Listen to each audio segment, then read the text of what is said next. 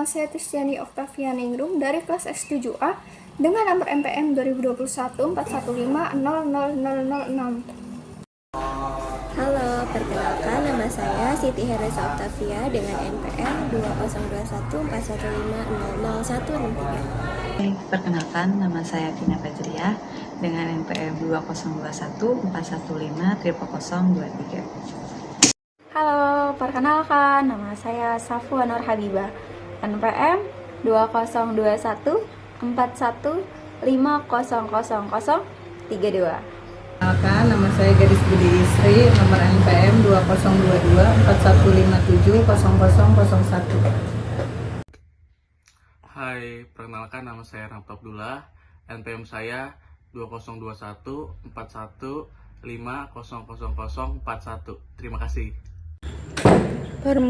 Pemurnian DNA dan purifikasi DNA.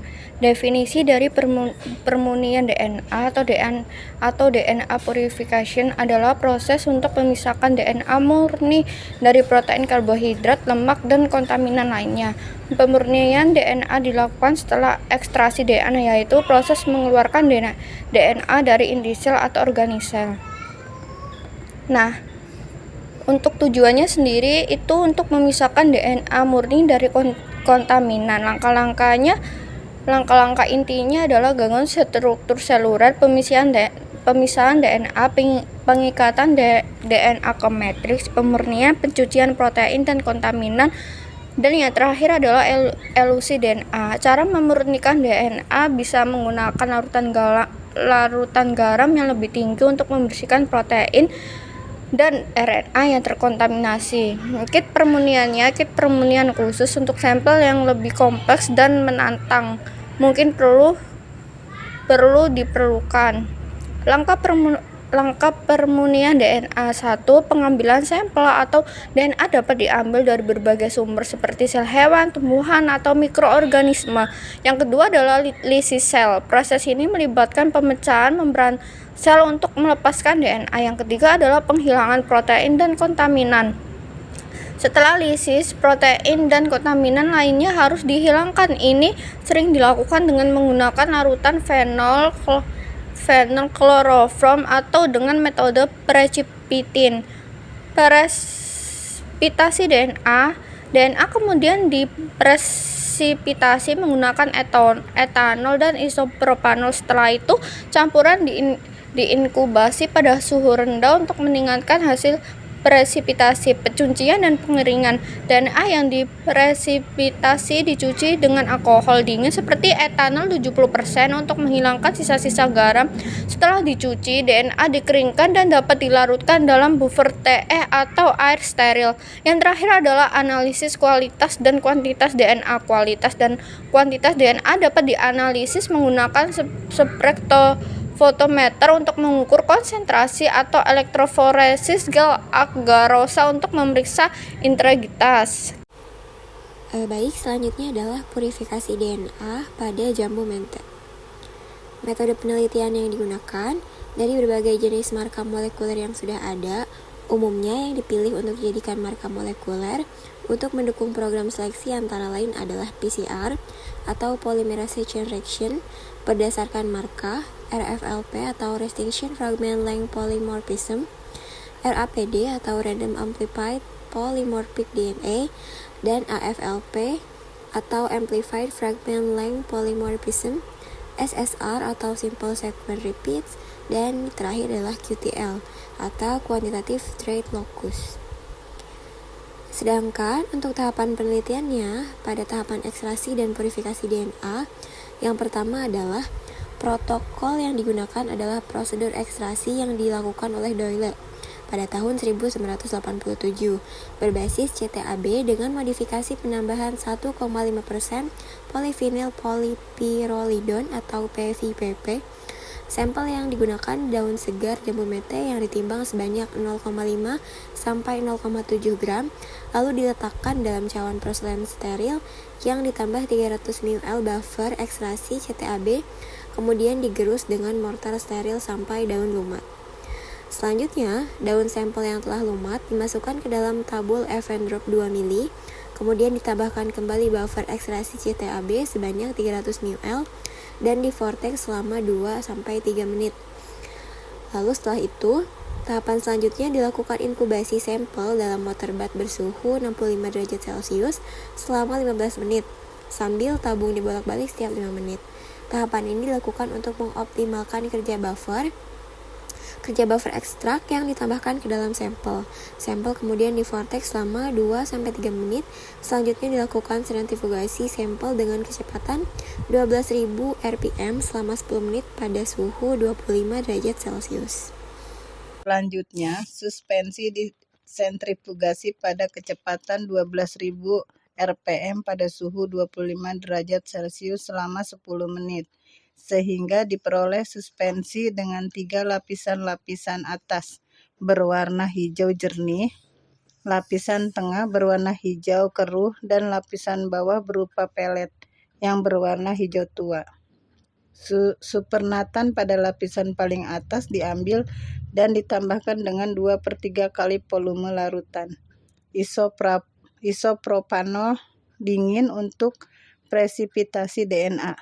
Supernatan yang telah ditambahkan isopropanol kemudian digoyang perlahan-lahan dengan cara membolak-balikan tabung untuk mengendapkan DNA atau pelet DNA. Larutan disentrifugasi kembali pada kecepatan 12.000 rpm pada suhu 4 derajat Celcius selama 20 menit. Endapan DNA dicuci dengan 70% etanol sebanyak 500 liter selama 2 kali. Disentrifugasi selama 5 menit pada kecepatan 12.000 rpm dengan suhu 4 derajat Celcius. Kemudian cairan etanol dibuang dan pelet DNA dikeringkan. Lalu diralutkan dalam 50 liter buffer TE atau 10 mm tris HCl, 1 mm edita pH 7,5 dan ditambahkan 1 liter RNase A 10 mg per mili. Kemudian diinkubasi pada suhu 37 derajat Celcius selama 30 menit sampai 1 jam. DNA disimpan dalam refrigerator sampai pada siap digunakan. Pengukuran konsentrasi dan kemurnian DNA. Pengecekan kuantitas dan kualitas DNA hasil isolasi dilakukan untuk melihat konsentrasi dan kemurniannya dengan menggunakan spektrofotometer dan elektroforesis gel. Pengukuran konsentrasi DNA dengan spektrofotometer dilakukan pada panjang gelombang 260 nanometer. Sedangkan protein diukur pada panjang gelombang 280. Kemudian larutan DNA dapat dihitung melalui perbandingan A 260 nanometer dengan A 280 nanometer. Batas kemurnian yang biasa dipakai dalam analisis molekuler pada rasio A 260 per A 280 adalah 1,8. 2,0 Sambrook and Russell tahun 1989. DNA yang sudah diukur konsentrasinya diencerkan sehingga mendapatkan konsentrasi yang seragam untuk digunakan dalam analisis protein. Selanjutnya dilakukan dengan pengecekan kualitas DNA dengan elektroforesis gel untuk mengetahui tingkat kemurnian DNA dari kontaminan RNA gel. Baik, selanjutnya aplikasi DNA. Reaksi aplikasi DNA dilakukan menggunakan mesin PCR dengan kondisi 1 siklus 3 menit pada suhu 94 derajat dan diikuti dengan 45 siklus selama 1 menit pada suhu 94 derajat. Kemudian 1 menit pada suhu 30 derajat Celcius yaitu bisa disebut annealing. Kemudian 2 menit pada suhu 72 derajat Celcius atau ekstensi. Seluruh produk aplikasi DNA dilengkapi dengan ekstensi selama 1 menit pada suhu 72 derajat Celcius. Analisis PCR dilakukan dengan total reaksi 20 mikrometer mengandung 10 Ng DNA gemonik cetakan. Masing-masing DNTP 0,1 mikrometer atau DATP, DCTP, DGTP, dan DTTP.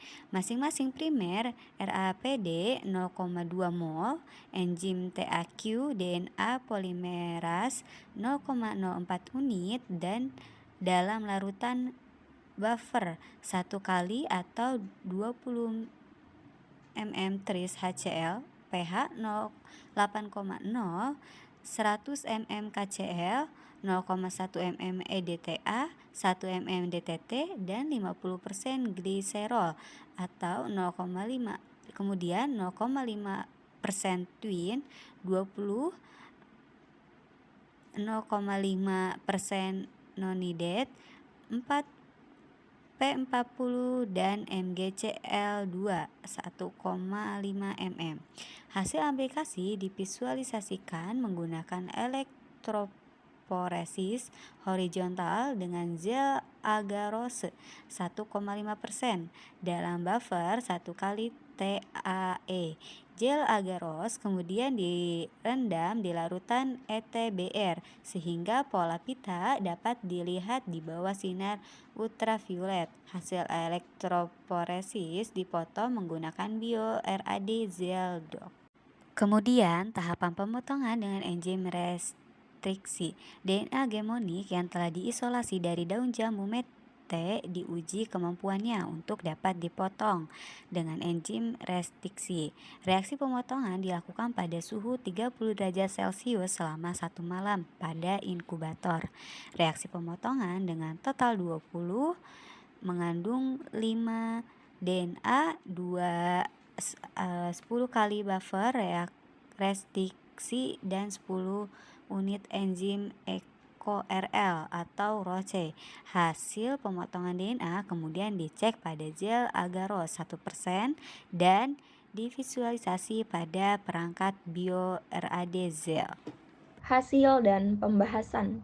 Yang pertama, faktor penentu isolasi DNA. Ada 3 faktor utama yang menentukan keberhasilan isolasi DNA. Homogenasi jaringan tanaman, komposisi buffer ekstraksi, dan penghilangan enzim penghambat, seperti polisakarida pada tanaman tahunan.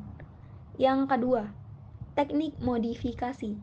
Untuk tanaman dengan metabolit sekunder tinggi, seperti jambu mete, teknik isolasi DNA dimodifikasi dengan penambahan 1,5% PVPP dan buffer CTAB untuk mengurangi kontaminasi polifenol. Fenol kloroform digunakan untuk memisahkan protein, dan etanol digunakan untuk pestipitasi DNA. Yang ketiga, penggunaan buffer CTAB.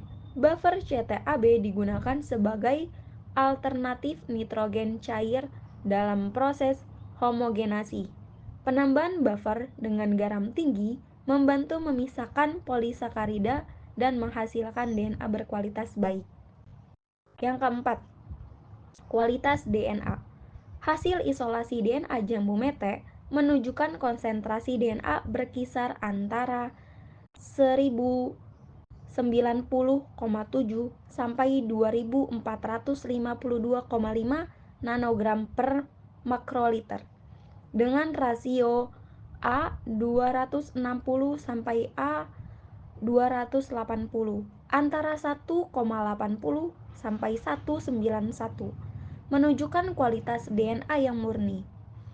Elektroforesis, gel elektroforesis 15% menunjukkan DNA yang utuh tanpa smear, yang penting untuk akurasi proses PCR. Teknik ini menghasilkan amplikon yang jelas pada PCR, menunjukkan kualitas DNA yang baik. Yang keenam, aplikasi molekuler. DNA yang diisolasi cocok untuk berbagai aplikasi molekuler, termasuk amplifikasi dengan PCR dan pemotongan dengan enzim restriksi. Ketujuh, keuntungan metode. Teknik modifikasi ini lebih hemat dan efisien dibandingkan metode isolasi pada tanaman yang lain, seperti kemiri Sunan, karena penggunaan bahan kimia yang lebih sedikit dan proses yang lebih cepat.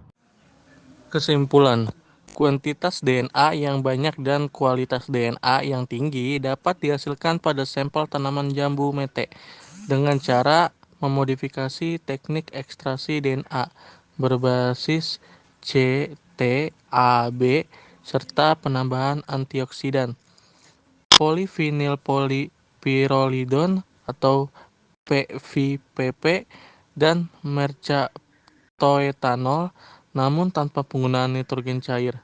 Penyimpanan ekstrak daun setelah digerus tidak perlu lagi disimpan semalaman, sehingga waktu dapat dipersingkat. Pola pita yang dihasilkan juga sangat tebal dan jelas. Dengan demikian, teknik ekstraksi ini cukup menghemat waktu dan biaya.